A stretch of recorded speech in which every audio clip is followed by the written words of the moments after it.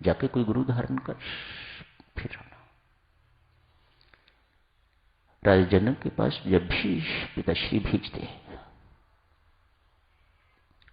हमेशा मन में विचार आता, मैं ब्राह्मण में क्षत्रिय, मैं सन्यासी व गृहस्थी,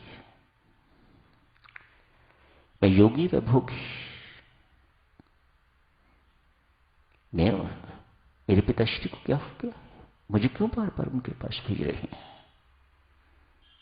वे मेरे गुरु होने योग्य नहीं। इस सोचने देवी सचनों जितनी शक्ति सुखदेव जी महाराज लेके आए हुए थे सारी की सारी नष्ट हो गई। कहते हैं किसी सत्पुरुष का, किसी सदगुरु के बारे में इस प्रकार की सोच का होना, उसकी जितनी भी शक्ति है, कितनी कला संपूर्ण आए हुए थे सुखदेव जी महाराज, सारी की सारी दो चार बाकी रह गई हैं।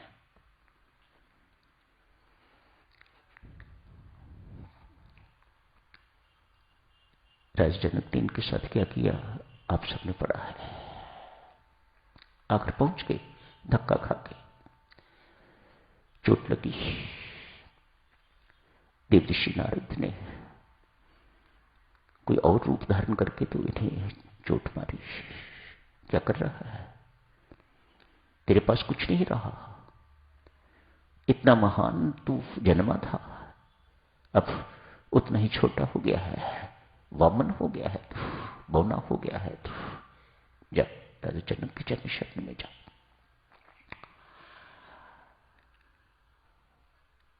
राजा जनक ने कुछ दिन के बाद, परख के बाद ज्ञान दिया है, नामदान दिया है। सुखदेव जी के गुरु महाराज राजा जनक, छोटी बात नहीं। इतने बड़े आदमी का गुरु होना कोई छोटा व्यक्ति नहीं हो सकता। अंदर से परमात्मा ने राजा जनक को कितना माला बाल किया हुआ होगा कि वह सुखदेव जैसे गुरु बन गए। सुखदेव जी महाराज परंपरा के अनुसार राजा जनक को गुरु दक्षिणा देना चाहते हैं। उस दिन आपने देखा था याज्ञवल्क्य ने राजा जनक से उसका मन मांगा था, मुझे अपना अहम दे दे। आज सुखदेव जी महाराज राजा जनक को गुरु दक्षिणा देना चाहते हैं।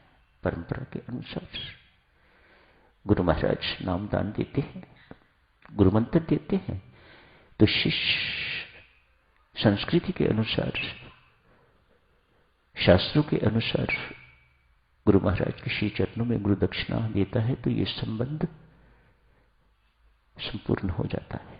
गुरु शिष्य का संबंध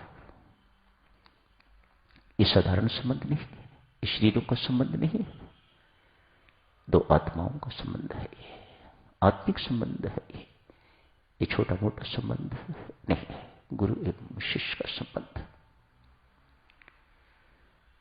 सुखदेव जी महाराज राजा जनक को गुरु दक्षिणा देना चाहते हैं। मुझे नहीं चाहिए, राजा जनक कहते हैं।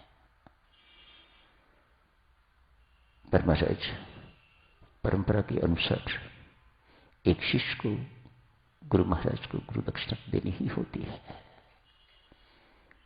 मैं मानता हूं कि आपको कुछ नहीं चाहिए, लेकिन मेरी ओर भी तो देखिए, मैं आपका शिष्य हूं। भाव पलटते देखो, गुरु धारण करते ही किस प्रकार से भाव में पलटन आ गई है, पलट गए भाव। मेरा धर्म है आपको गुरु दक्षिणा देना, ठीक है। आप इतना ही आग्रह कर रहे हो सुख, जिस किसी चीज को तू निरर्थक समझता है वह मुझे दे दे।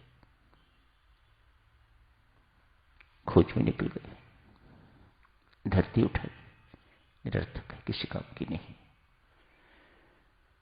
सुख मैं निरर्थक नहीं, तो मुझ पर ही खड़ा है, मैं न होती तो खड़ा कहां होता।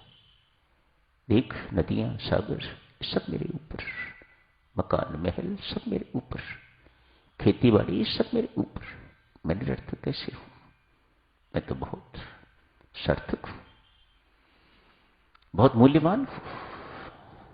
मिट्टी हाथ में पकड़ी हुई थी, छूट गई, छोड़ दी।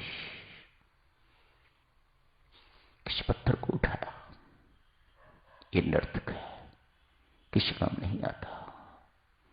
पत्थर ने कहा, शुक, भूले फिर रहे हो। ये जितने भी मकान बनते हैं, ये जितने भी महल बनते हैं, जितने भी किले बनते हैं, सब मेरे से। नदियों के किनारे मेरे से, पुल मेरे से, इत्यादि इत्यादि अनेक सारे काम पत्थर ने गिरा दिए, पत्थर ने छोड़ा। जब और कुछ दिखाई नहीं दिया, मल को उठाया। ये निरर्थक, इसे कोई भी अपने अंदर नहीं रखना चाहता। मल त्याग करता है हर कोई। उसे उठाया, कहा, शुक, मैंने तो सोचा था तू बहुत समझदार है, मेरे से अनेक कीड़े मकोड़े पोषण पाते हैं। मैं किसी के लिए निरर्थक हूं तो दूसरों के लिए बहुत सार्थक हूं, खाद बनती हूं। फिर शुकदेव, मेरा असली स्वरूप तो ये नहीं था। विष्ठा ज्ञान दे रही है, मल ज्ञान दे रहा है, मेरा वास्तविक स्वरूप ये नहीं था। अन्न के रूप में लोग चपाती बनाते, पराठे बनाते, चावल के रूप में उबालते, पुलाव बनाते, इत्यादि इत्यादि। वे खाते, विष्ठा कोई खाता नहीं, मल कोई खाता नहीं। मेरी बदकिस्मती कि मुझे ये शरीर का साथ मिला, कुसंग मिला, तो मेरी ये हालत हुई। मैं विष्ठा, ये मेरा असली स्वरूप नहीं है। माथा ठनका, विष्ठा को भी फेंका। तू भी निरर्थक नहीं है। तो निरर्थक कौन हुआ? निरर्थक वह देह है जिसके संग से अन्न जैसी चीज भी विष्ठा बन जाती है, मल बन जाती है। अर्पित करने वाली चीज है गुरु महाराज को। तो उसी वक्त निश्चय किया, देह भाव ही अर्पित करने वाली चीज है। ये अहम ही गुरु महाराज को अर्पित करने की चीज है। यही सच्ची गुरु दक्षिणा है। और वही लेके राज जनक के चरणों में उपस्थित हो गए। लीजिए महाराज, मेरा देह भाव, मेरा अहम भाव ही निरर्थक है, यही आप जी को समर्पित है, स्वीकार कीजिएगा। तो यही समाप्त करने की